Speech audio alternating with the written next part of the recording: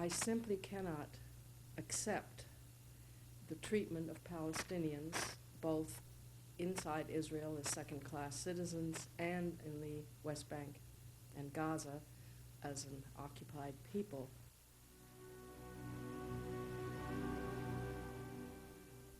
I think that that's just a disaster in the making. I think the only way that peaceful and normal relations between the Israelis and Palestinians in that area will ever come about is if the Palestinians get to, have an independent state in which they can determine their own fate.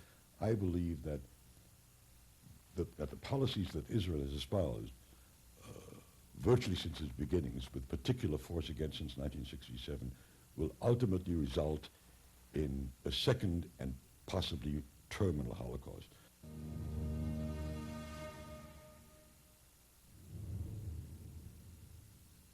I'm concerned with primarily and centrally with the position of the United States of America on this, with the radical and total incontinence of the kind of all-out support,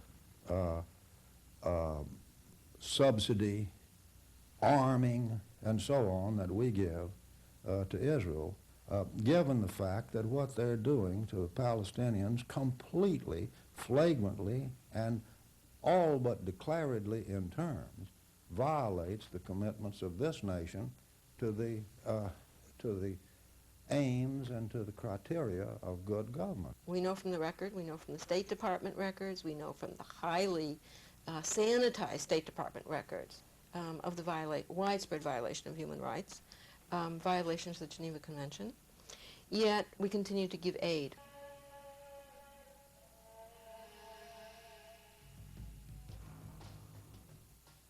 Settlements in the occupied territory, continued occupation, these are very costly policies. And if the Israelis had to pay, if Israeli citizens had to pay the true cost of these policies, I suspect that they would have opposed them in greater numbers than they oppose them now. The U.S. has been funding these policies for a long time, and therefore it has already been influencing the Israeli politics. If the Israelis were forced to choose between paying for the occupation themselves or not paying for it, I think it's obvious that the arguments of those who are against occupying the territory of others on principle would be strengthened. So I regard it really as an act of solidarity with those in Israel who are opposed to the occupation to say that the United States should not finance the extreme right in Israel. And what this is a concealed subsidy to militarism, to the settlers, to the fanatics, and to the racists.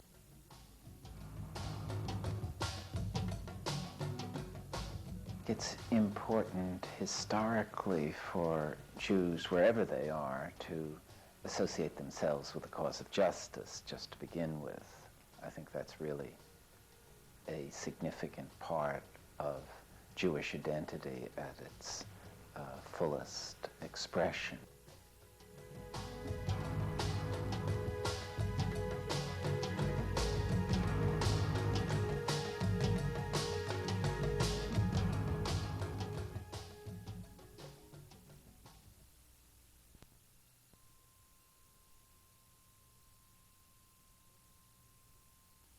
I'm Mark Bruzonsky. I'm the founder and chairperson of the Jewish Committee on the Middle East, and it's my privilege to introduce this videotaped documentary of Professor Noam Chomsky's lecture, The New World Order, Latin America, and the Middle East, delivered in Washington, D.C. on November 23, 1991 at George Washington University. Arguably the most important intellectual alive. That's how Noam Chomsky was described a few years ago in a rare New York Times reference. Without much argument, Noam Chomsky is in a class by himself as the foremost American political critic of our time. Perhaps Dr. Chomsky's unique stature is well illustrated by an experience I had several years ago. I recall browsing through the ubiquitous chain of small bookstores along London's Charing Cross Road. In one, the shelves were all organized and labeled by geographical region, Latin America, Africa, the Middle East, but there was one striking exception. There was a separate section for Chomsky's many volumes. Noam Chomsky brings to his writing and speaking an intensely penetrating mind and encyclopedic knowledge along with a deep commitment to the truth. he unravels the semantic deceptions and political hypocrisies with which we are all constantly bombarded through a unique style of incisive analysis and dry humor. Listening to Chomsky is like taking a refreshing intellectual bath which washes away the daily clog of self-serving commentary and mediocre analysis constantly cutting through to the basic core issues. Chomsky puts in clear perspective, better than any other political analyst of our age, the modern-day imperialistic and anti-democratic practices of the industrialized nations, especially our own. Reviled by much of the mainstream political elite, especially the American Jewish establishment because of his opposition to the policies of the Israeli government, adored by many independent intellectuals and activists, Chomsky constantly fills lecture halls and churches all around the country, even while his writings are rarely accepted in any of the mass circulation newspapers and magazines. Among his many associations, Professor Chomsky is on the advisory committee of JCOME, which was among the sponsoring organizations for this lecture, and incidentally the only Jewish organization willing to be a sponsor. More information about JCOME will be presented at the conclusion of the short question and answer period which follows the lecture. Now it is my personal honor to introduce Professor Noam Chomsky, speaking at George Washington University, speaking on the New World Order, Latin America, and the Middle East.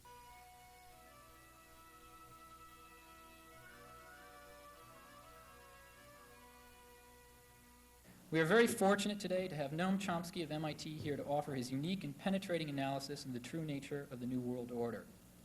His work has ranged from groundbreaking research in the area of linguistics to a variety of books, including Manufacturing Consent, The Political Economy of the Media, Necessary Illusions, Thought Control in Democratic Societies, The Culture of Terrorism, and 2 volumes on the political economy of human rights, and many others. He has combined his fearless criticism of U.S. foreign policy with a role as a tireless activist, working with organizations such as the Jewish Committee on the Middle East, Fairness and Accuracy in Reporting, and the War Resisters League. He has written for numerous publications such as Lives of Our Times and Z Magazine. We in the Progressive Student Union hope today's inquiry will inspire you to become involved with any of the important organizations addressing the terrifying reality of American foreign policy. Please help me in welcoming Noam Chomsky.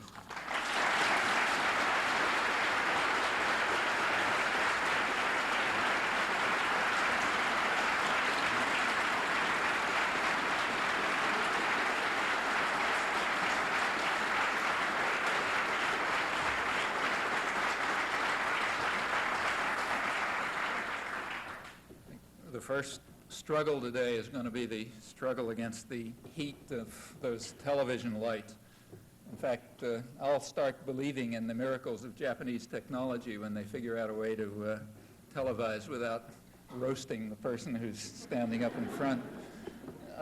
The announced topic was the New World Order, Central America, and the Middle East, which touches quite a few bases.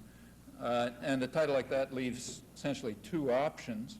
One option is to speak in general terms about the New World Order, which, as far as I'm aware, is the old world order adapted to changing contingencies, as happens all the time.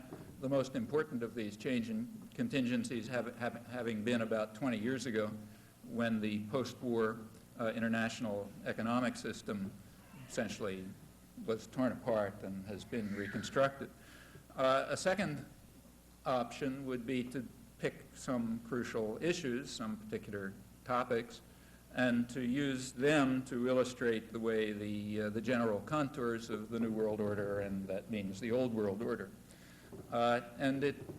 Thinking about it, seemed to me that the second tack might be more informative, and in fact almost any current issue could be used because they all illustrate the same essential features of policy, and given U.S. power, U.S. policy has an overriding and often determinative influence. Furthermore, they all illustrate the same aspects of the ideological cover within which policy is presented to us, some examples of which you just heard from our illustrious leader. The 2 examples that are listed in the announcement, Central America and the Middle East, are perfectly natural ones. Both regions, Latin America and the Middle East, are covered by what has been the long-standing central doctrine of U.S. policy, the Monroe Doctrine, which says in effect that certain regions of the world are U.S. turf. No one else raises their head. No foreign entries, certainly, but crucially, no indigenous groups. And if they do, their heads are cut off. If they get out of control, as the Doves like to put it. The Monroe Doctrine was, of course, devised for the Western Hemisphere in a period in less ambitious days. Its meaning for the Western Hemisphere was recently clarified in the Gates hearings. Maybe the only interesting thing that happened in the Gates hearings, as far as I noticed, was a memorandum that was released from December 1984, in which Gates, which is addressed from Gates to William Casey, the head of the CIA, on U.S. policy toward Nicaragua. And it opened by saying that we have to start talking tough about Nicaragua. Let's stop the pretenses about preventing arms to El Salvador and all of this other nonsense, which is so easily exposed, although I should say the media continued to trot it out when it was useful. Let's talk, we have to start talking tough. And then he said, we have to rid the hemisphere of this regime by any means necessary, any means that we can use, up to bombing. And he pointed out correctly that if we don't accept this commitment to rid the hemisphere of anybody we don't like, we will have abandoned the Monroe Doctrine, which confers upon us that right. Well, it was interesting, actually the day that appeared, I happened to be talking somewhere in Detroit, and I suggested to the audience that they keep their eyes open to see what the reaction will be to this memorandum, predicting that there would be a no reaction. And in fact, that's true. It never came up in Congress. The media didn't mention it. It wasn't considered one of the big issues. And that's exactly correct, because essentially everyone agrees. Across the spectrum, it's agreed that we have a right to rid the hemisphere, or for that matter, the world, of anybody we don't like by any means that we find feasible and possible, and that he is quite right in saying that is the meaning of the Monroe Doctrine. Well, the Monroe Doctrine was extended to various, in this particular sense, meaning we have a right to rid any area of anyone we don't like. If it was extended to large parts of the world after the Second World War, that's just a reflection of the extraordinary power of the U.S. at the time. And in particular, it was extended to the Middle East, which was described by the State Department right after the Second World War as the most important area in the world in the field of foreign investment, as General Eisenhower described it, the strategically most important area in the world, because of its enormous energy reserves, which have two crucial features. First of all, whoever has influence and control over them has a considerable amount of leverage in world affairs. And secondly, there's a huge flow of capital that comes from the profits from oil production in the cheapest and most abundant areas, and that has to flow back to prop up both the corporations and the general economy of the United States and the country that in internal discussion is called our lieutenant, namely Britain. Addition to this is our lieutenant. The fashionable word is partner, as Mike Mansfield put it in the Kennedy years. So we have to prop up the economy of our lieutenant and, of course, ourselves, more crucially, and control over the energy resources and the profits that flow from them is a major factor in that. That's in fact discussed in internal declassified secret top planning documents, but it's also very evident in policy. We saw examples of that a few months ago. So in other words, Latin America and the Middle East are these are the obvious areas to discuss if you want to consider the core of American U.S. foreign policy interests. Both areas reveal to us quite a lot about ourselves. The reason is because of our overwhelming influence in Latin America for over a century, in the Middle East for half a century. And what we find there can tell us a good deal about who we in fact are, a topic which should be of interest to any honest person.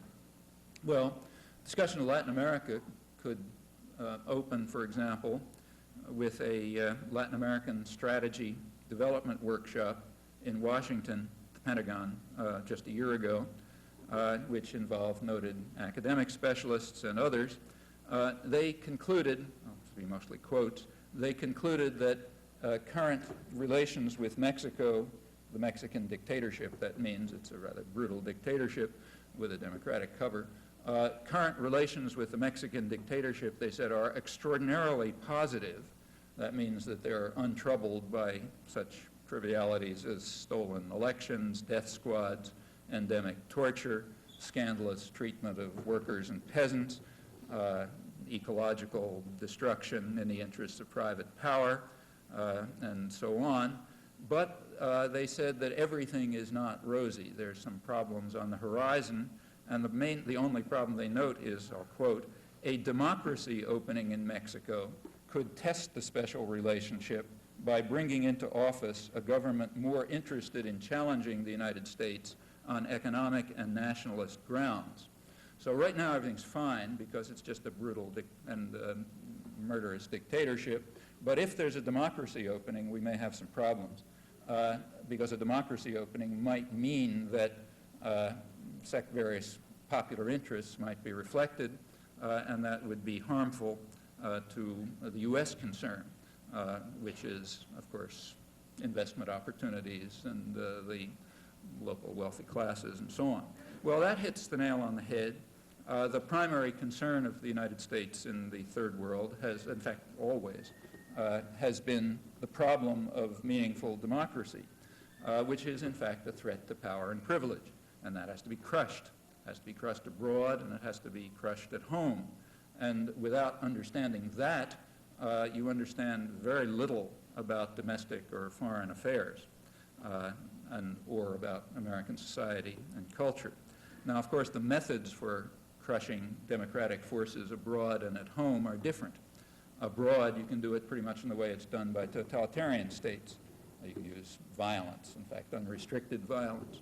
At home, over centuries of popular struggle, the capacity of the state to coerce and control has been limited, so a whole variety of other devices have been needed, but it's been well understood, and it's a major theme of intellectual discourse, if you like, for centuries, that methods have to be found to control and divert what used to be called the rascal multitude, and to keep them from interfering in what is none of their business, namely the management of public affairs. As Walter Lippmann put it, the elements that rule have to be protected from meddling and ignorant outsiders, that is, the mass of the population, and if you can't do it by force, you do it by other means. Well, a few weeks after this report on our on the extraordinarily positive relations with the Mexican tyranny, a leading journal in Mexico published an article by reporting on a conference in Mexico, a conference on international traffic of children, minors. The report quotes a leading researcher at the National University, the Autonomous University in Mexico, from the Institute for Law Research, who writes that every year 20,000 Mexican children are sent illegally to the United States for the use of, for organ transplants or sexual exploitation or various experimental tests. The conference report also quotes a report of the United Nations saying that over a million children a year suffer from slavery, forced participation in criminal acts, prostitution, organ transplant, sale to rich countries. Well, is any of this true? The answer to that is nobody really knows, and more importantly, nobody cares, at least nobody important cares. It's not the kind of thing we discuss around here. But it is the most, whether it's true or not, it may be, it may not be, an interesting fact about our domains is that this is very widely believed. There's lots and lots of reports like this one from all through Latin America and other parts of the third world domains of the United States, largely of the United States, that report such things. You can get similar reports from the London Anti-Slavery Society and others. And whether they're true or not, the fact that they're widely believed alone is a reflection of the reality of life in the areas where our influence has been overwhelming. This became much worse during the Reagan-Bush years, which was a period of an enormous catastrophe of capitalism throughout the entire world, aside from the state capitalist industrial countries themselves, which in various ways were able to protect themselves from it. Latin America is a striking example. We might proceed with Latin America by quoting, I'll just pick something that happened to arrive in the mail yesterday, a Latin American church journal, which has an article from Uruguay by a Uruguayan journalist called "The War Waged on Latin American Street Kids," which is a translation of it. And he describes the war, I'll give some quotes, the war being waged against millions of abandoned children throughout Latin America, where death squads run by the police and financed by the business sector target and exterminate street kids who are trying to survive as beggars, thieves, prostitutes, drug runners, or cheap factory workers. Some of the victims are gunned down while they're sleeping below bridges on vacant lots and in doorways. Others are kidnapped, tortured, and killed in remote areas. In Brazil, where U.S. Influence has been decisive, the overthrow of Brazilian democracy was described as the greatest victory for freedom in the mid-20th century by the administration when it took place with no little U.S. support. In Brazil, the bodies of young death squad victims are found in zones outside the metropolitan areas with their hands tied, showing signs of torture, riddled with bullet holes. Street girls are frequently forced to work as prostitutes. In one town, in the first 6 months of 1991, 1,000 so-called disposable children were assassinated. In Guatemala City, another place where we have succeeded in imposing the kind of values we like, the majority of the 5,000 street kids work as prostitutes. They are found with their ears cut off and their eyes gouged out, and so on. In Rio de Janeiro and Sao Paulo, reports indicate an average of 3 children under the age of 18 killed daily by these death squads financed by the business communities. Almost all murders have been attributed to those death squads going on. The journalist points out that this is a region where 183 million people live in abject poverty, so that death by violence is only one of the threats for street children. Regional statistics show that every minute 28 children die from hunger. According to UNICEF, 69 million children survive by doing menial labor, robbing, running drugs, and prostitution. In Ecuador, about 100,000 children from age 4 up work 10 to 12-hour shifts in one region in Western-run, mostly U.S.-run corporations. Panama had a system for protection of minors, but the Minors Protective Tribunal buildings were bombed during the 1989 U.S. invasion, rendering work there nearly impossible. Following the invasion, the number of criminal gangs robbing stores in search of food increased. In Peru, 50,000 of the 600,000 children born this year will not survive their first year. In one Brazilian state on the Bolivian border, approximately 1,000 children work as slaves, extracting tin. Another 2,000 adolescents work as prostitutes, according to union sources. Children work 18 hours a day in water up to their knees and are paid a daily ration of bananas and boiled yucca, reported according to labor union reports. Going on, I won't go on reading it. The journalist ends up saying that until recently, the image of the abandoned Latin American child was of a ragged child sleeping in a doorway. Today, the image is of a body lacerated and dumped in a city slum. Well, we may feel proud of our contributions to this picture of capitalist democracy triumphant in the New World Order, and that's what the New World Order is all about. An intensification of the horrors of the old world order. Well, instead of continuing through the Latin American horror chamber, which is what it is, I'll turn to the second area, the Middle East, and let me just, there's a lot to talk about there, to talk about some of our exploits in the Gulf, for example, but instead, let me talk about the topic that's on the front pages right now, and has been for the last several weeks, what's called the Middle East peace process, and in particular the conference in Madrid. This is not now, I'm not going to be continuing with Latin American atrocity stories, but talking about diplomacy, nice, clean topic, so it won't be so bloody. But let's have a look and see what we can learn about ourselves from that. Well, I'm sure you all read the newspapers, and you've noticed that there is universal acclaim for the diplomatic triumph of George Bush and James Baker in Madrid. So let me just remind you of some of the boilerplate.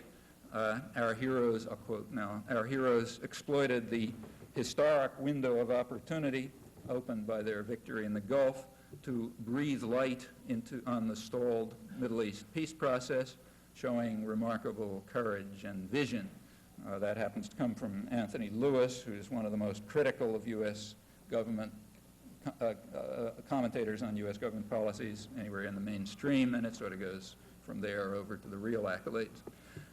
The United States can at last try to bring about its traditional goals of land for peace and territorial compromise and autonomy for the Palestinians in the context of a general peace.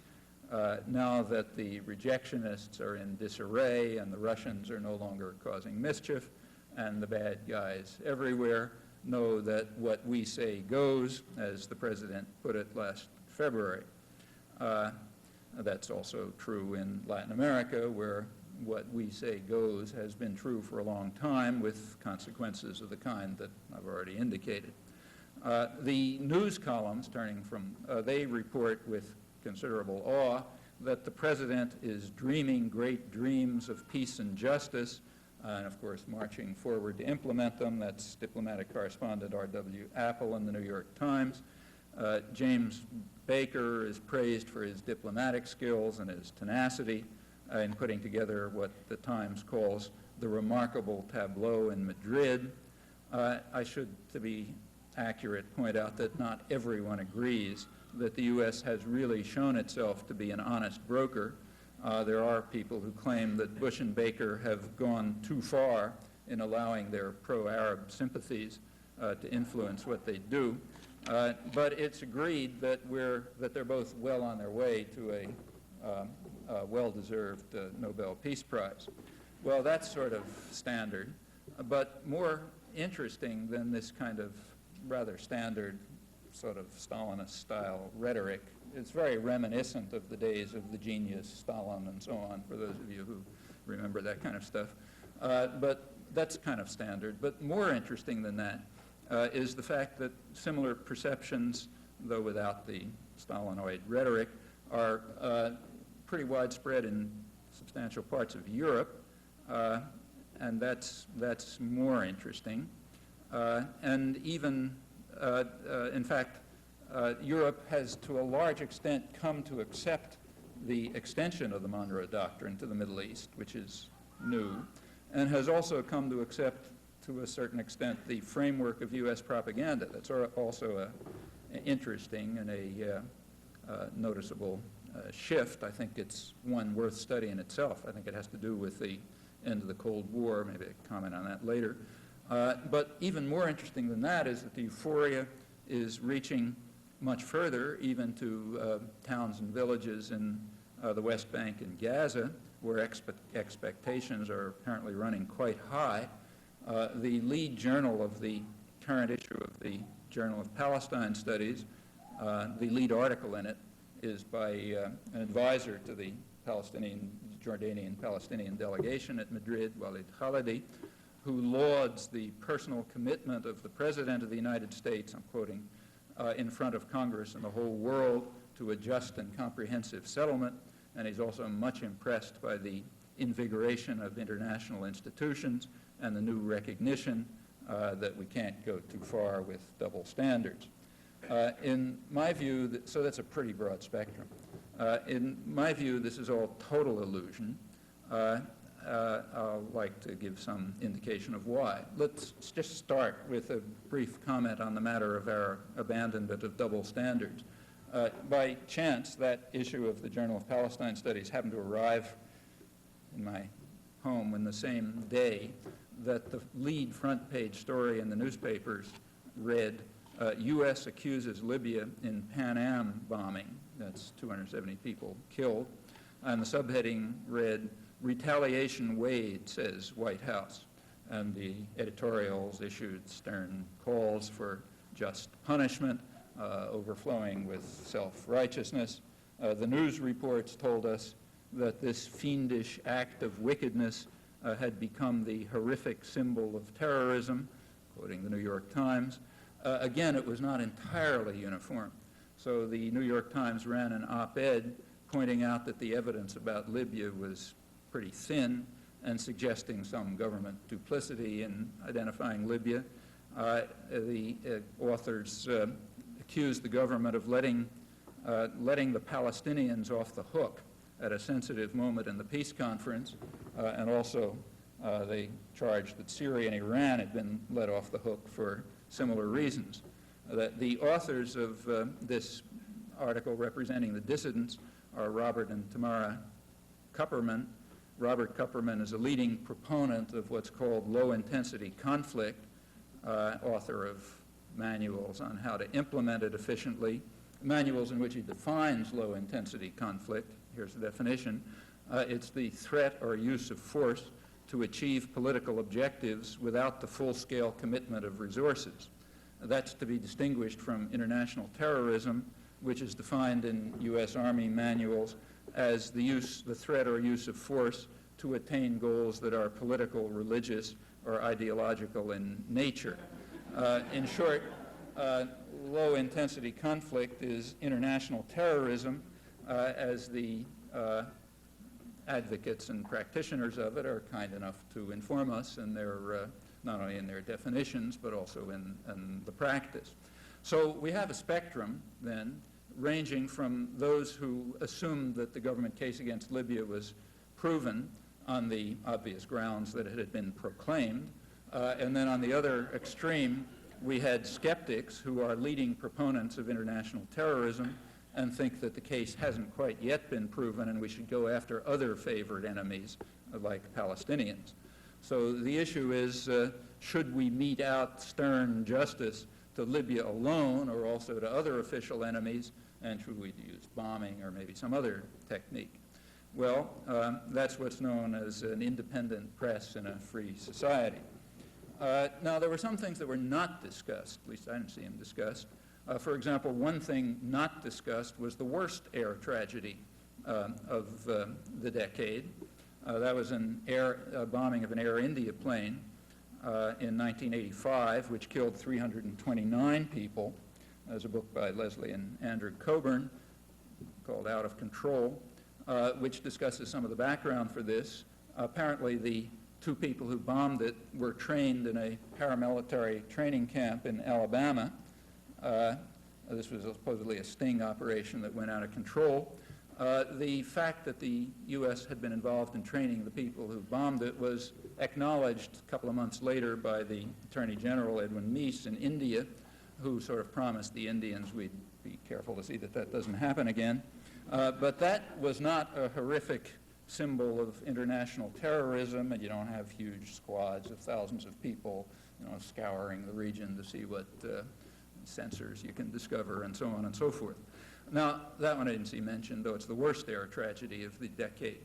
There was some mention of another air tragedy, the downing of an Iranian commercial jet with 290 people killed. That's also more than the most horrific symbol of terrorism of the decade. That was described, for example, by the Middle East correspondent of the Boston Globe, Mary Curtius, as she put it, the accidental downing of the Iranian passenger plane by the USS Vincennes, which was part of a naval armada that had been sent by George Bush to help out his pal Saddam Hussein in the Iran-Iraq war, and in fact the shooting down of this plane was a rather decisive event in ending the war on on Iraqi, meaning U.S. terms.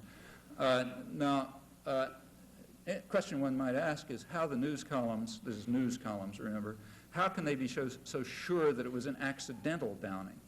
Well, of course, there's an easy answer to that. The U.S. did it, and therefore it follows that it was an accidental downing. Just as U.S. international terrorism is laudable, it's low-intensity conflict, a good thing, not terrorism. However, not everyone agrees. Again, there's a spectrum of opinion. In this case, for example, one of the people who does not agree is U.S. Navy Commander David Carlson, who was the commander of the vessel right nearby the Vincennes, who wrote an article in the U.S. Naval Institute Proceedings in which he describes, I'm quoting it now, how he wondered aloud in disbelief as they watched the Vincennes shoot down what was perfectly obviously a commercial airliner, passenger jet, taking off in a commercial corridor. And his assumption is this was out of a need to prove the viability of its high-tech missile system. Well, the commander of the Vincennes didn't go completely unpunished. The president reacted. He granted him the Legion of Merit Award, along with the officer in charge of shooting down the commercial airliner, for exceptional, I'm quoting from the citation, exceptionally meritorious conduct and outstanding service, and for the calm and professional atmosphere under his command in the Gulf. The shooting down of the airliner was not mentioned in the citation, although that's the only known action of the Vincennes. The media kept a dutiful silence about this, at least at home. In more civilized parts of the world, like, for example, Malaysia, third world journals were quite open about reporting the facts, including the Legion of Merit Award, in reviews of U.S. international terrorism, which they don't understand is only low-intensity conflict and accidental. Libya's response to these charges was a call for a hearing by the World Court or some other international inquiry, a call that was regarded as reasonable by the Arab League, but was, of course, dismissed here without any discussion as utter nonsense. That's what's known as invigoration of international institutions, just as what I just described is what's known as the abandonment of the double standard. Well, for those who are willing to consider fact, what I've just mentioned is like a crumb from a mountain of evidence that illustrates what a Salvadoran Jesuit journal recently described as the ominous halo of hypocrisy covering U.S. statements and actions, an ominous halo of hypocrisy that sickens and disgusts any honest person who suffers through the daily output of the commissar culture. That's a major element of the New World Order, just as it was a major element of the Old World Order. Well, let's put that aside and turn to the third feature that the lead article in the Journal of Palestine Studies finds so encouraging, along with most other opinion, the personal commitment of the president to a just and comprehensive settlement. And let me now review at least what I think is happening. It seems to me three major questions arise about what's going on right now. One is, why is it happening now? Why this big diplomatic flurry right now? Two, is there a break with traditional American policy? And three, what about the apparent conflict between the United States and Israel? Well, let's start with the first, why right now? And in fact, we might turn back to page 1 of the Boston Globe, which has that lead story about the U.S. charges against Libya. That's the lead story, and by accident or because they got a subversive in the editorial board or something, there's an adjacent story right next to it, which discusses White House concerns over polls that show that George Bush is falling rapidly because of the problems with the domestic economy. Well, could there be a correlation between those facts? Actually, there could be. The story of the past 10 years, the major story of the past 10 years, is the huge assault against the general public, which we're familiar with, huge transfer of resources from large part of the large majority of the public, in fact, to wealthy, privileged sectors, investors, and so on. Now, when a state is involved in policies of that kind, it's necessary to divert the public, the ignorant and meddling outsiders, to somehow, so they don't pay attention to what's going on around them. And that's true whether it's a totalitarian state or a democratic state. And there aren't a lot of ways to do this. Two of the ways are to inspire fear of terrible enemies who are about to destroy us, and that's got to be accompanied with awe for our amazing leaders who rise just in time and save us from destruction so that we can once again be standing tall, as Ronald Reagan put it when he succeeded in overcoming the threat to our existence from Grenada, if you can remember that far back. In fact, this is pretty much the story of the last 10 years. Every year or two, there's some fantastic threat to our existence, but then with incredible heroism, our leader somehow beats it down. And that's a natural concomitant of the social policies that are being carried out domestically. You'd find that in any state, just as another natural concomitant is various devices to set sectors of the targeted populations, most of the population, set them against each other so they hate each other and so on instead of paying attention to what's going on. This is all pretty standard. Well, it's all particularly important right now for several reasons. For one thing, the social and economic catastrophe that resulted from Reagan-Bush programs is getting harder and harder to, kind of put to the side. More and more people see it, and that means that efforts at diversion are needed, and rapid and increasing ones. Secondly, it's also necessary to divert attention away from these foreign policy triumphs that have supposedly, shown what great people we are and led to the Bush rhetoric. In fact, every one of them has been a complete catastrophe from the point of view of any human value, at least. That's true of Grenada and Panama, and most strikingly recently the Gulf. It's not too pretty to look at the Gulf after our great triumph there and notice a couple 100,000 corpses, ecological disaster, Saddam Hussein firmly in power, thanks to the support given to him by George Bush and Norman Schwarzkopf, who backed his crushing of the popular rebellions, the Kurdish and Shiite rebellions. In fact, for once, I should say, got to give the press credit, the chief diplomatic correspondent of the New York Times, that's a technical term which means State Department spokesman in the New York Times, Thomas Friedman, had an accurate description of what happened. He said that right after George Bush was out fishing and Norman Schwarzkopf was, patting himself on the back or something, at the time when when Saddam Hussein was sort of authorized to take care of the rascal multitude, the explanation that was given by Friedman expressing the State Department position is that the United States was seeking to restore what he called the best of all worlds, the best of all worlds would be a takeover by some Iraqi generals who would wield the iron fist much as Saddam Hussein did in the period up until his one mistake in life, namely when he stepped on U.S. toes on August 2nd, 1990, wield the iron fist as Saddam Hussein had done, much to the satisfaction of the U.S. allies, Saudi Arabia and Turkey, and of course the boss in Washington. Well, that's essentially correct. It'd be a little embarrassing to just restore Saddam Hussein after the fuss, but we need a clone.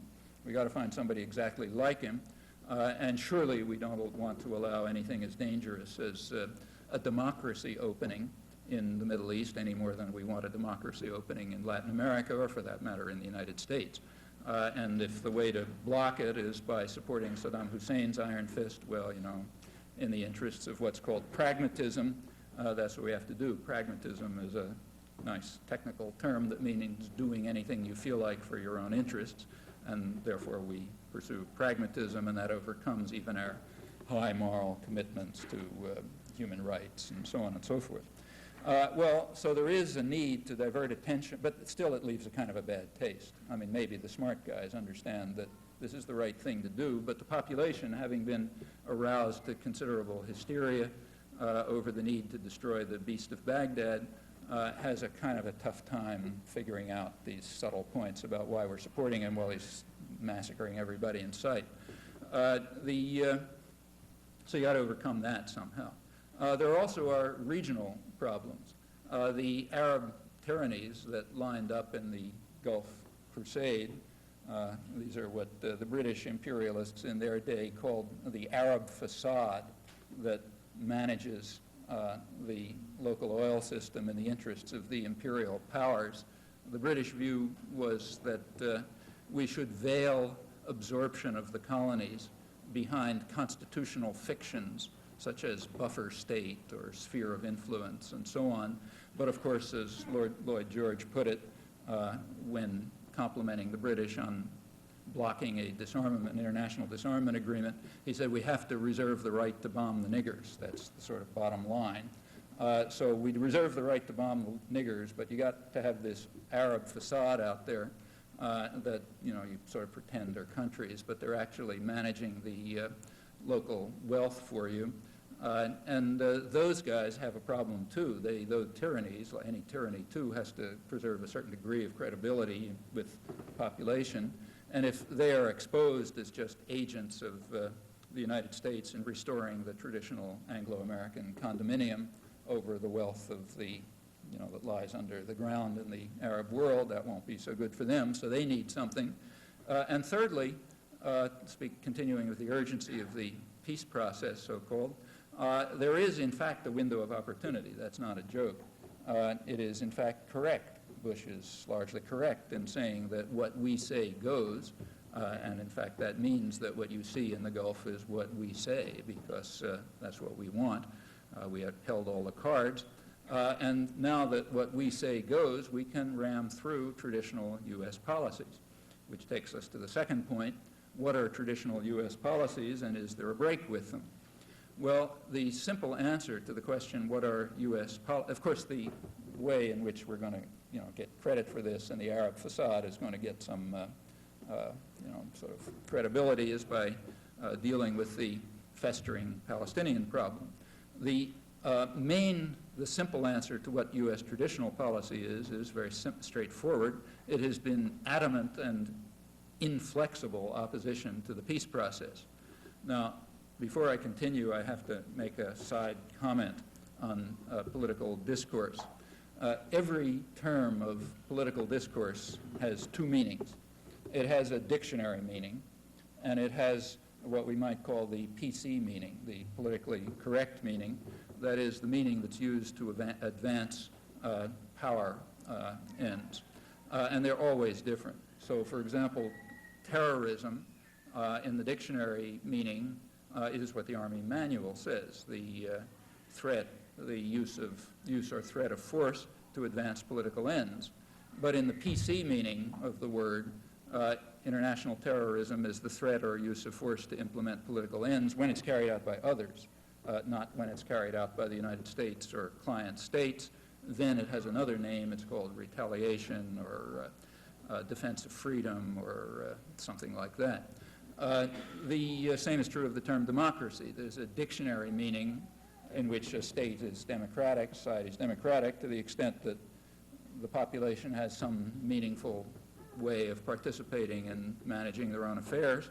But then there's the PC meaning, in which democracy means the rule by elements that appreciate the transcendent needs of those who own American society and therefore must govern it. I borrow one of the favorite maxims of the Founding Fathers. That's the principle on which the country was founded, and only those who understand that are capable of participating in democracy in the PC sense. Well, the same is true with the term peace process. There's a dictionary meaning in which the peace process means something like efforts to advance peace, and then there's the PC meaning in which the peace process refers to whatever the U.S. happens to be doing at the moment. If what the U.S. happens to be doing at the moment is undermining the peace process and barring the peace process at every turn, that's the peace process. Actually, it's all quite simple once you understand the rules. The reason for institutions like universities is to teach you the rules, so don't forget to do your homework. But once you figure all this stuff out, you can play the game rather well. Well, breaking the rules and keeping to English instead of PC language, the traditional U.S. policy has been, as I said, rigid opposition to the peace process. Rigid, inflexible, invariant opposition to the peace process, which is why it never gets anywhere. You can see this very clearly if you just look at the more or less irrelevant factual record. The record is irrelevant because it's not politically correct. It teaches the wrong lessons. But let's look at it anyway. If you look at the, for example, you could start with the UN General Assembly. The UN General Assembly has a vote they meet every winter, and they have a vote every year on advancing the peace process.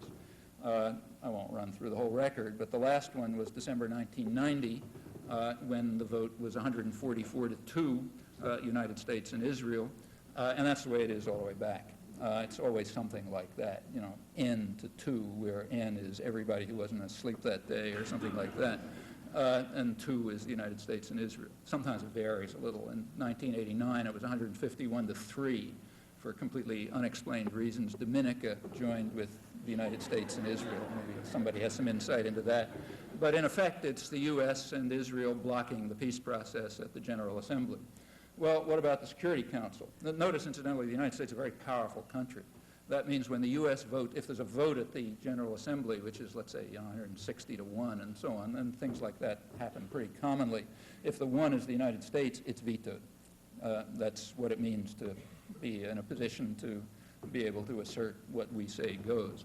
What about the Security Council? Well, of course, that's out because there the United States can just flat veto everything, as in fact it's been doing since 1976. In 1976, first major U.S. veto, there was a resolution which called for, I'll quote it, a settlement, a peace settlement on the pre-1967 borders, Arab-Israeli settlement. That means the internationally recognized borders, with guarantees for the sovereignty, territorial integrity, and political dependence of all states in the area, and their right to live in peace within secure and recognized boundaries, including Israel and a new Palestinian state in the West Bank and Gaza. That was introduced to the Security Council by Jordan, Syria, and Egypt. It was backed by virtually the whole world. It was publicly backed by the PLO. According to Israel, the current president of Israel, Chaim Herzog, who was then UN ambassador, it was not only backed by the PLO, but actually prepared by the PLO, another example of their terrorist past. It was vetoed by the United States. It is therefore out of history. Try to find it in records of the peace process or documentary collections and so on. In short, it's just not politically correct.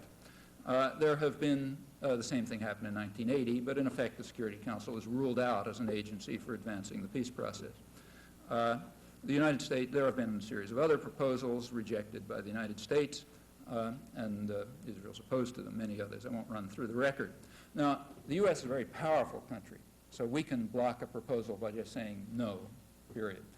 Israel's less powerful, and therefore they have to be a little more vigorous in their opposition. So in the case of the 1976 Security Council resolution, while the U.S. just vetoed it, Israel reacted differently. They reacted by bombing Lebanon, killing about 50 people in a raid that was described quite openly, and in fact even reported as having not a reaction to anything, which was not exactly correct. It was actually retaliation against the United Nations for considering this resolution. And in 1980, when Saudi Arabia announced the so-called FAD plan, which again is sort of along the same lines, most of those plans are along the same lines, Israel reacted, according to the Israeli press, by sending phantoms, which probably means nuclear-armed phantoms, over the oil fields.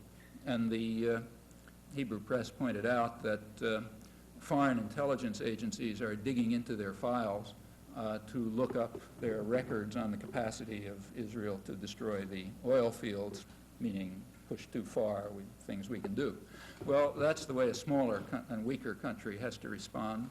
The U.S. is just simpler. We just say no, and that means it's off the agenda and it's out of history, if you have a well-disciplined commissar class at least. Well, this problem continued through the 1980s.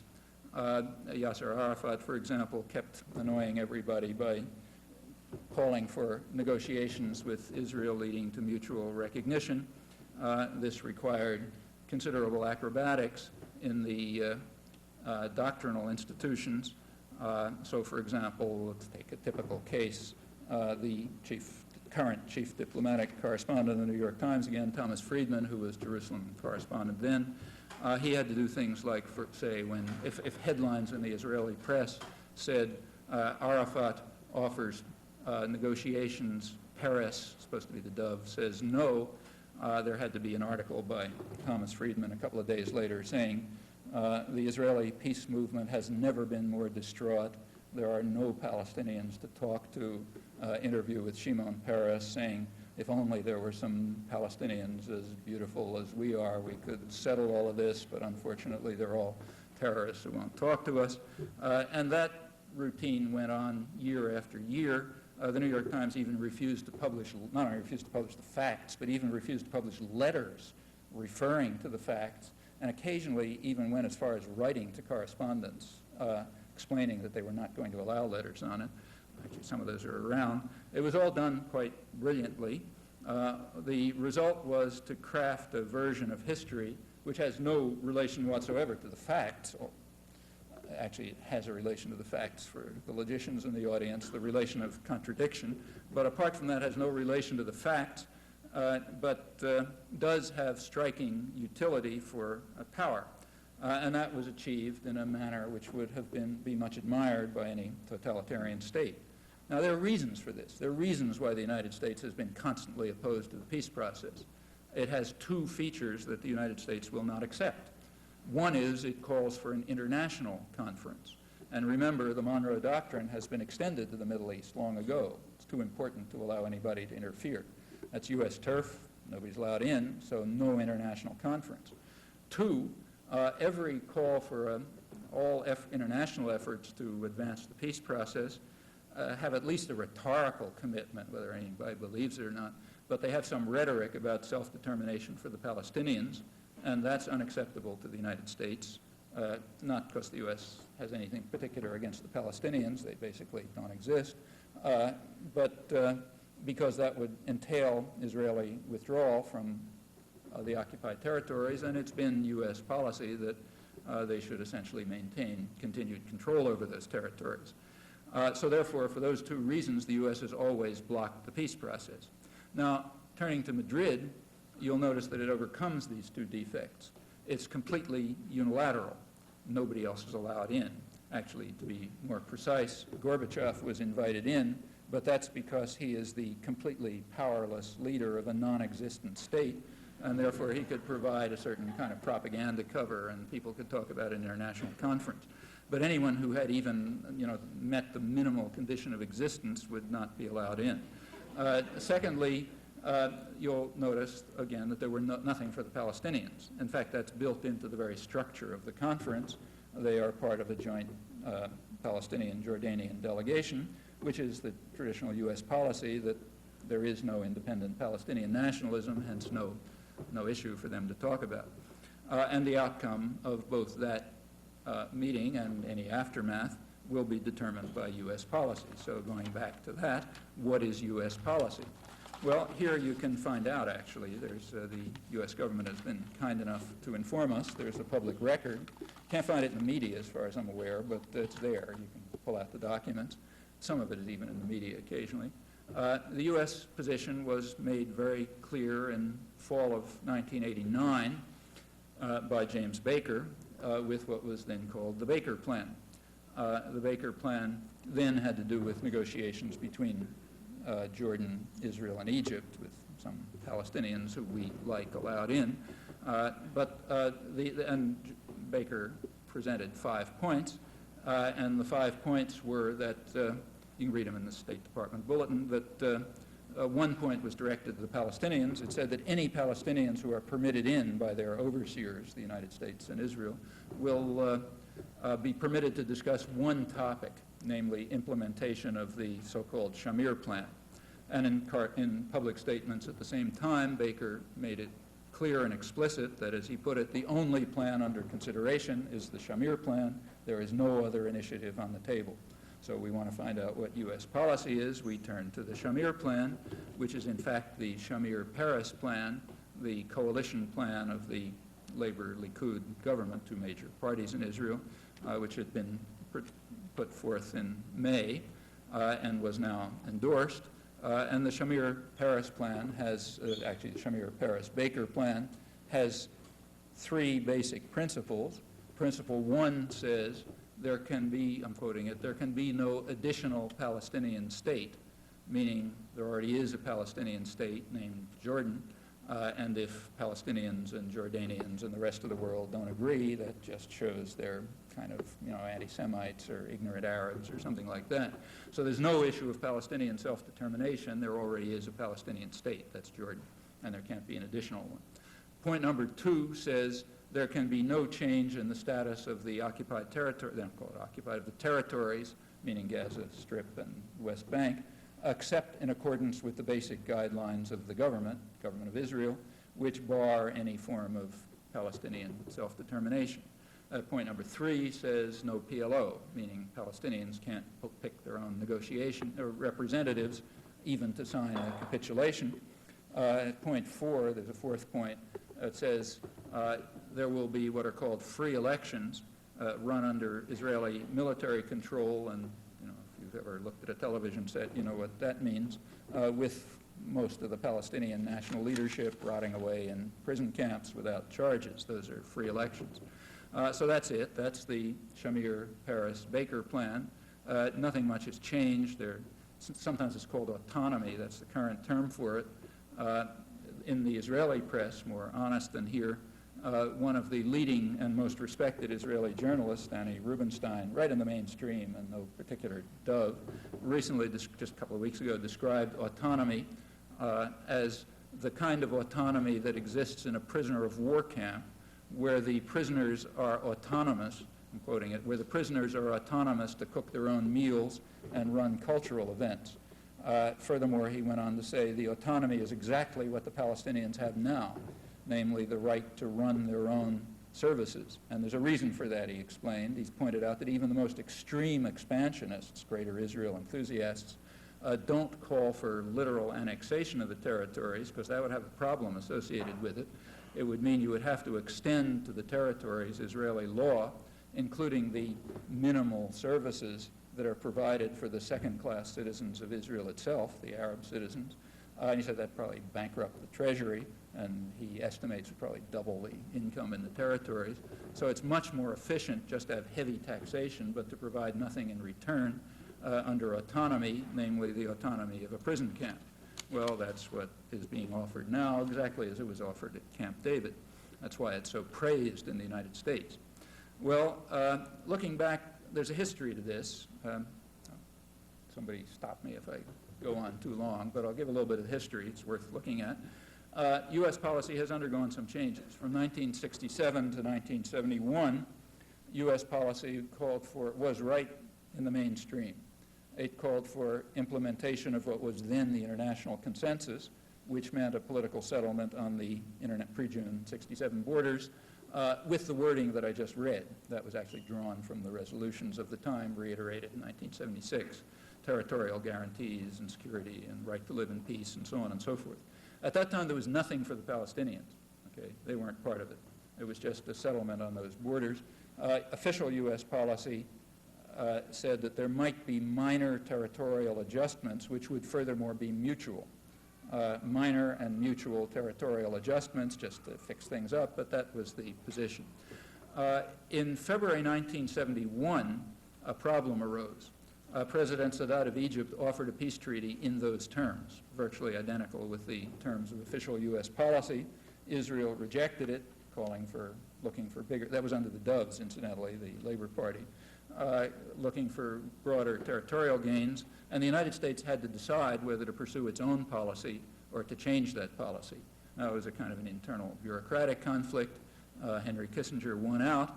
He was then National Security Advisor, and pursued his policy, which was what he called stalemate, keep things the way they are, no peace treaty. Israel responded to Sadat's offer by recognizing it as a genuine peace treaty. The U.S. backed the rejection. That's a big split in change in U.S. policy. Actually, coincidentally, that happens to be the month in which George Bush appeared on the national scene as UN ambassador, although he had nothing to do with the policy, probably any more than he does now. But ever since then, the U.S. policy has been flatly rejectionist and separated from the rest of the world in the manner that I described.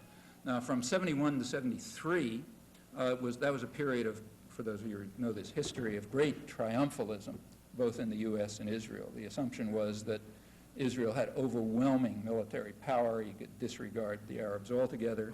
As the former chief of military intelligence in Israel, Yehoshaphat Harkabi, now a dove incidentally, as he put it at the time, war is not the Arabs' game. They don't know which end of the gun to hold, so we can just keep the stalemate. And Kissinger accepted that, so there was no need to respond to Sadat's offers or anything. Now, in October 1973, those illusions were shattered. Turns out they did know which end of the guns to hold. It was a kind of a near thing. Policy had to shift. Kissinger, who is incidentally no great genius, does understand things like violence. Seems a pretty good understanding of that. And he could see that that Egypt had it, so therefore he had to pay attention to them. And therefore U.S. policy shifted. And it shifted in the perfectly natural way.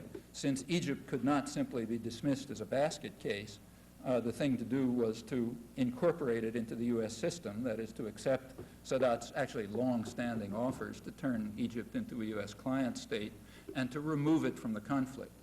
That's the major Arab military force, and if you remove it from the conflict, you've essentially eliminated the only Arab deterrent, which means that Israel is then free to continue to pursue the major policies which the U.S. supports and pays for, namely integrating the occupied territories and attacking its northern neighbor, Lebanon.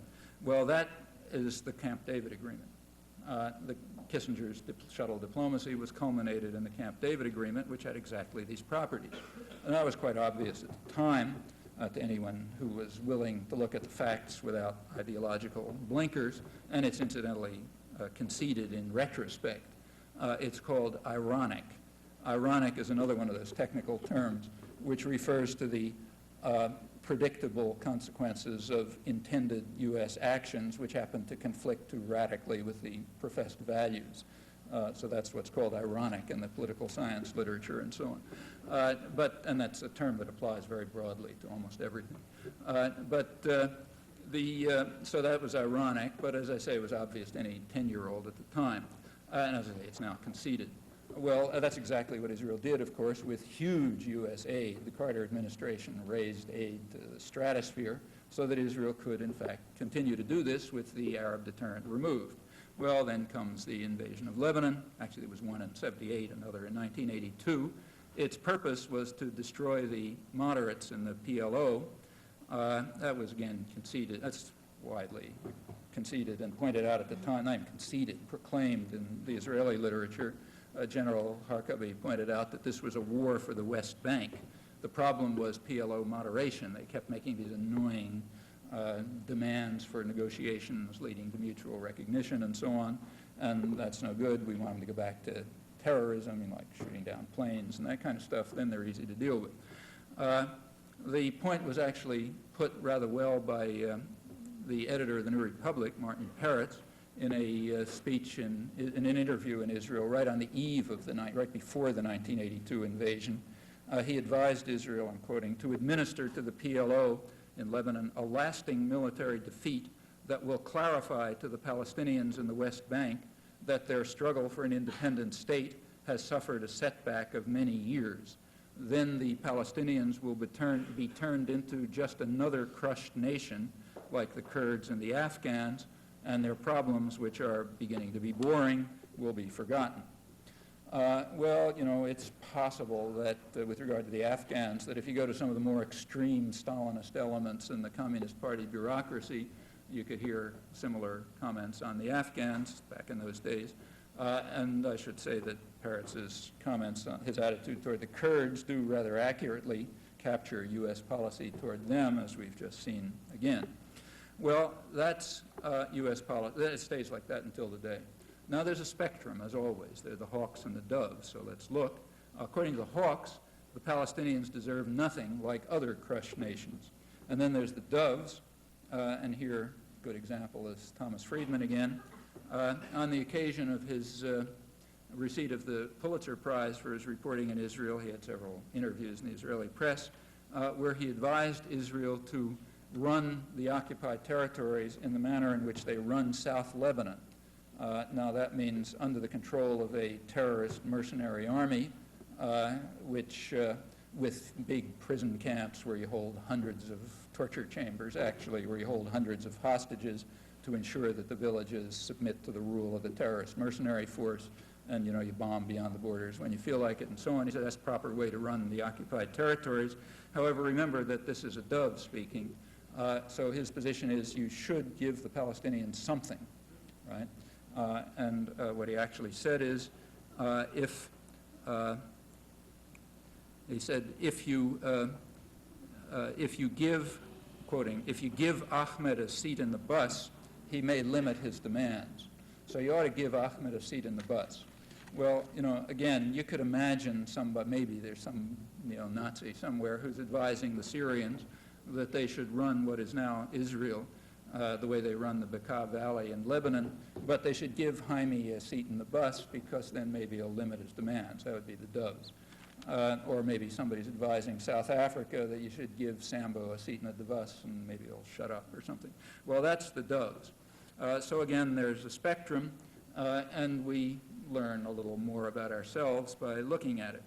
Well, the doves' view is that the Palestinians should be given a seat in the bus, namely autonomy, the autonomy of a prison camp, basically what they have now, but nothing more. No citizenship, no independence.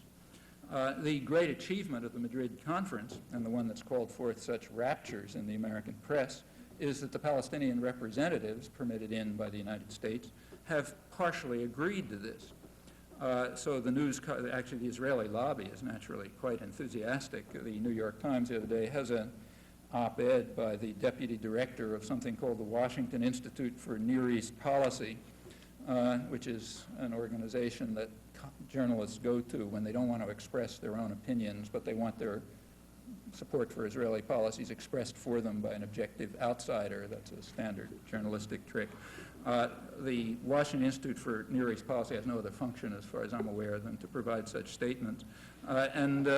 Its deputy director notes, I'm quoting, that gains were made in Madrid. The Palestinians reversed their 13-year rejection of autonomy, which was called for in the Camp David Accords, the Accords welcomed by Menachem Begin, because they removed the Arab deterrent from the conflict and offered Palestinians the autonomy of a prisoner of war camp, as the mainstream Israeli press points out. Well, the news columns in the U.S. are much impressed by what they call, quoting the New York Times, the Palestinian self-adjustment to the real world. That is, the acceptance of a period of autonomy under Israeli domination, during which Israel can establish the facts of permanent domination with enormous subsidies from U.S. taxpayers. The idea is that now that Ahmed has limited his demands, he's praised for what is called the new pragmatism, this willingness to accept half a loaf under Israeli domination instead of the all or nothing demands. That's referring to the demands for self-determination in a Palestinian state alongside Israel, a totally absurd idea, supported only by the entire world outside the United States and its Israeli client, and therefore, by definition, extremist, rejectionist, and not pragmatic. Pragmatic means self-adjustment to the real world, which is what we say goes. If you do that, then the news columns are willing to welcome you as pragmatic. That's Clyde Haberman, and the same is true of a host of others. I won't bother referring to it. In fact, so much of it that I won't, too late to talk about. But it's standard. Open the press at random, and you'll find similar praise for the new pragmatism. Until 1988, continuing the history a little bit, the U.S. was quite satisfied with the status quo, as was Israel.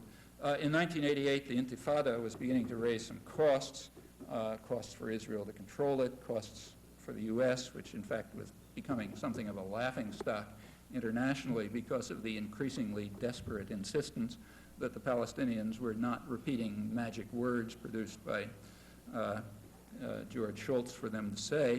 It became a joke, in fact. So the U.S. made the obvious decision to pretend that the Palestinians had capitulated and impose upon them the U.S. position, say, okay, they accepted our position. There's actually a name for that in the diplomatic literature. It's called the trollop ploy, referring to trollop novel. This was done by the Kennedy administration, who you remember were big intellectuals, so they referred to things like novels.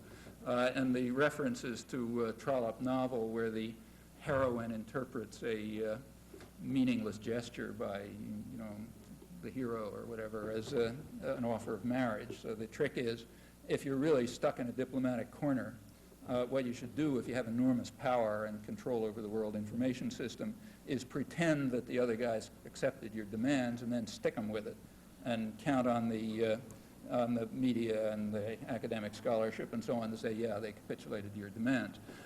In mid-December 1988, George Shultz, that was at the time, went through this comic act, claimed that Yasser Arafat had said the magic words. In fact, as any literate person could see, he was saying exactly what he'd been saying for years. It was just as far from the U.S. demands as ever, and no Palestinian spokesman could ever accept the actual U.S. demands.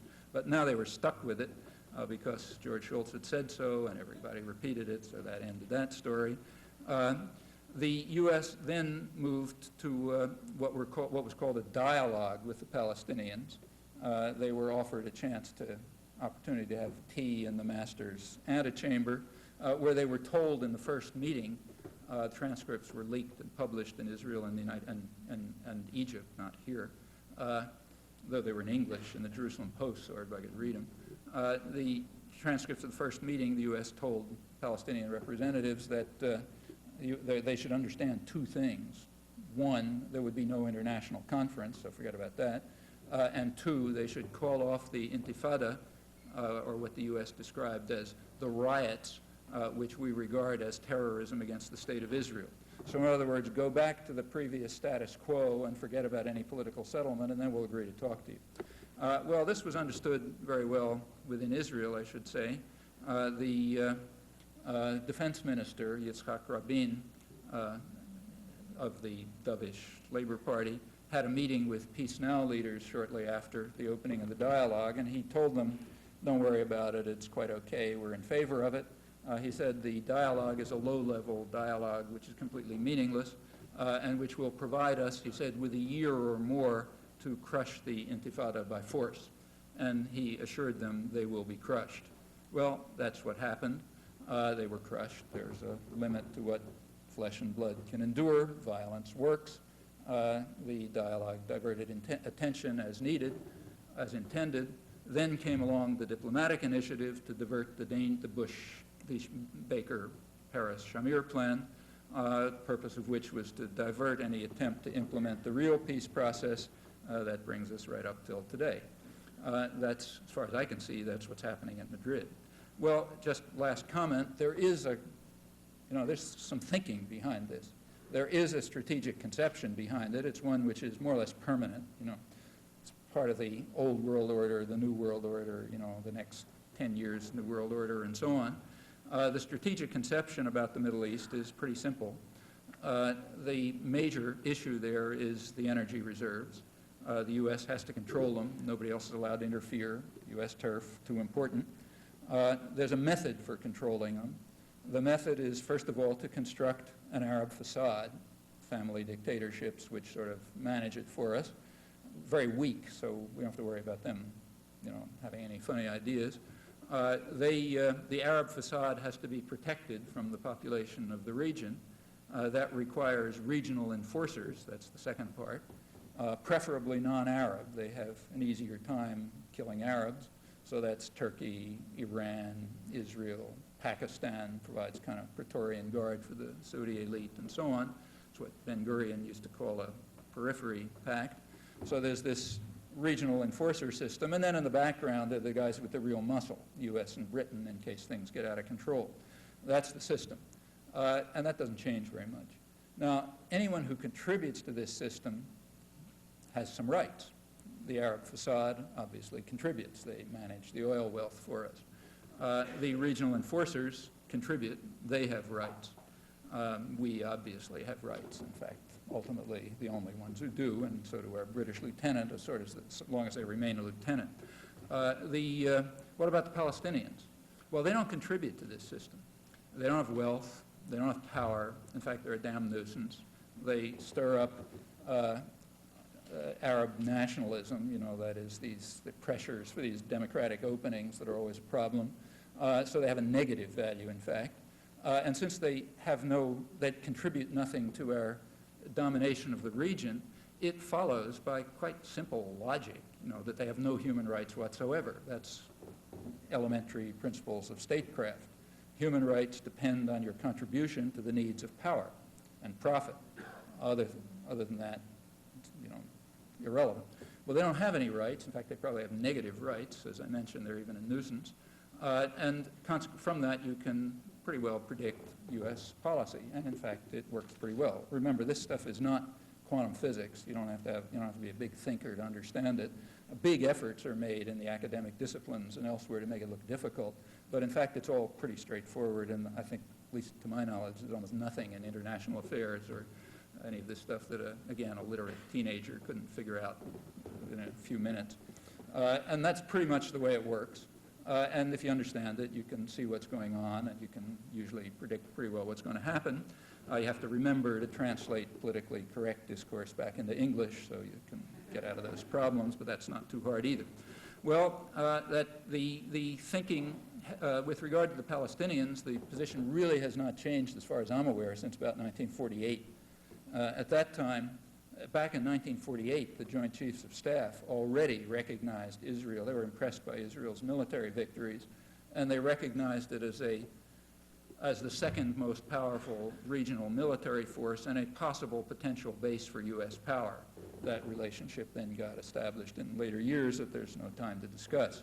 There was also a discussion of the Palestinians. The Israeli foreign records show it. The U.S. didn't talk about them much and didn't care about them. But the foreign ministry in Israel, Moshe Sharet's foreign ministry, this is incidentally the Dubs, pointed out that in their internal records that the Palestinians, they said, they will be crushed, they will be dispersed like human waste and join the most impoverished masses in the Arab world. So there's no worry about them. As Martin Peretz put it, they're just another crushed nation like the Kurds, and therefore there's nothing much we don't have to pay much attention to them. That's been the policy ever since. And as I just mentioned, that was Yitzhak Rabin's statement to the Peace Now leaders in February 1989. He assured them that they will be broken. Well, will they be broken? Actually, the answer doesn't lie in the Middle East. It lies in the hands of those who are funding the operation. There is certainly no hope in the president, any faith in the president's noble intentions or other illusions.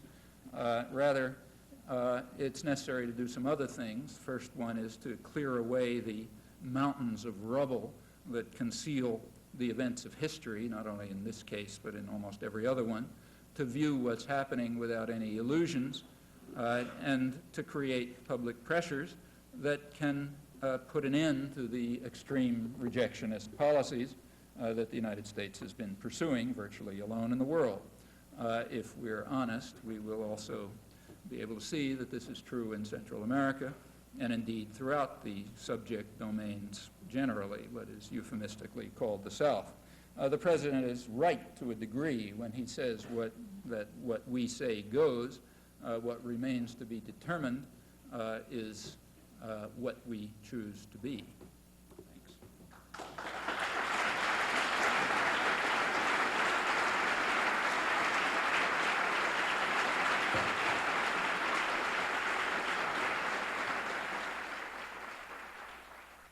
in the Middle East in the Madrid talks, the fact that the Palestinians went to it and agreed to it, some of us have been hoping that there would be a momentum that would build up so that there would be some conclusion which be other than what you've described. What do you think of that?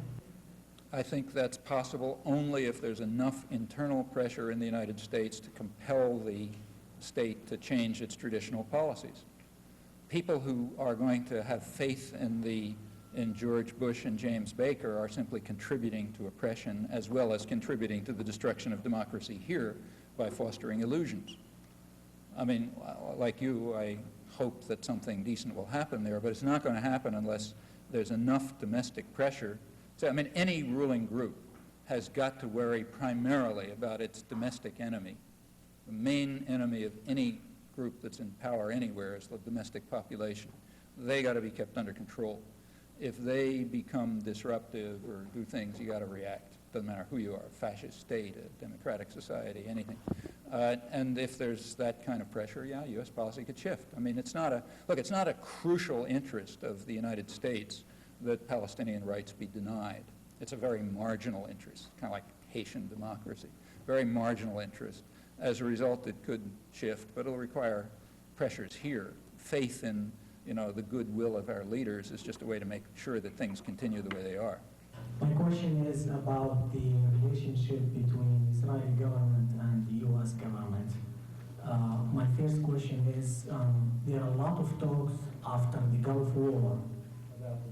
There are a lot of talks in the Middle East, especially after the Gulf War, especially in Israel, that Israel is no longer an asset for U.S. interest, but rather a liability. And that's why they believe that the so-called powerful AIPAC and other Israeli interests in Washington, D.C. are no longer powerful. What do you comment on that? Well, my view is that it's all illusion. The Pentagon, the White House report to Congress was exactly correct. It has always been true, and furthermore, it has always been obvious that the threat to U.S. interests in the Middle East was not Russian. And therefore, insofar as Israel was a strategic asset, it had virtually nothing to do with the Russians. And now it's conceded. It's publicly conceded that, as I said, the threat to our interests could not be laid at the Kremlin door. This is propaganda, academic and journalistic propaganda. You always have to present the major U.S. interest has, it's very clear in the internal documentary record where it makes it extremely explicit, what should be obvious even without a record, that the threat to U.S. interests, primary threat, is indigenous nationalism, what's called ultranationalism in the planning record, things like democracy openings, nationalist regimes which are responsive to pressures from the population, to take their own resources or improvement in living standards and so on. That interferes with the service role of the third world. And that's always been the fear. With regard to Israel, I mentioned just 1948. We go through the record, it's pretty clear. 1948, the Joint Chiefs already recognized Israel as part of the regional control system. Didn't have much to do with the Russians. It had to do with indigenous nationalism. Of course, the Russians, they thought might stir it up or support it and so on, so they play kind of an ancillary role. But if the Russians didn't exist, it would be the same. By 1958, the National Security Council already recognized that, as they put it, a logical corollary to opposition to Arab nationalism is support for Israel as the most reliable pro-Western force in the region, along with Turkey. In the 1960s, Israel was regarded by U.S. intelligence as a barrier to Nasserite pressure, Egyptian pressure against Saudi Arabia. Now, the Russians could be on Mars for all this mattered. There were nationalist pressures in the Arab world. They were threatening the Arab facade, which runs the energy system for the benefits of the United States, and that had to be stopped, and Israel was a barrier to it. In the 1970s, this was kind of open, so the people who really talk the truth, weren't just talking for propaganda purposes, like Senator Henry Jackson, the Senate's main expert on the Middle East and oil. He pointed out back in the early 70s that, U.S. policy toward the region was based on a triangular relationship between Israel, Iran, and then under the Shah, and Saudi Arabia. It was all sort of tacit alliances, like they didn't have public alliances.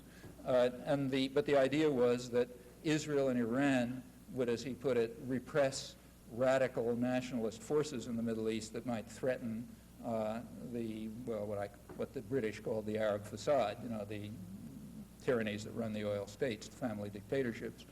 And that probably remains the case. I mean, somebody's got to serve these interests, be a base for U.S. power in the region. Furthermore, my strong suspicion is that the Saudi Arabian elite and the Emirates like this. See, I think they support Israel. I think they support Israeli power.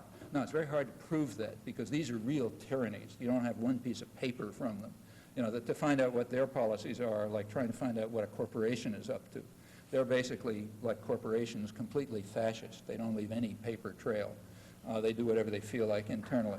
And so we don't have any documentary record. But from whatever secondary record there is, it looks to me as though there's probably been a kind of an alliance between, say, particularly the Saudi Arabian elite, the guys who run the thing, and Israel, and they like Israeli power as a barrier against nationalist pressure, just as it was a barrier against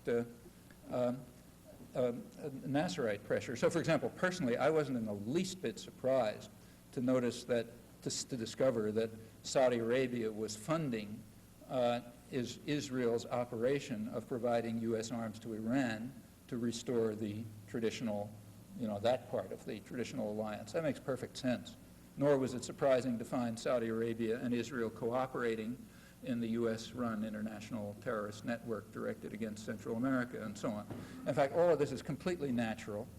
The Arab facade is there basically to serve U.S. interests. I mean, they got their own interests, but they got to do what the U.S. tells them. They got to be protected.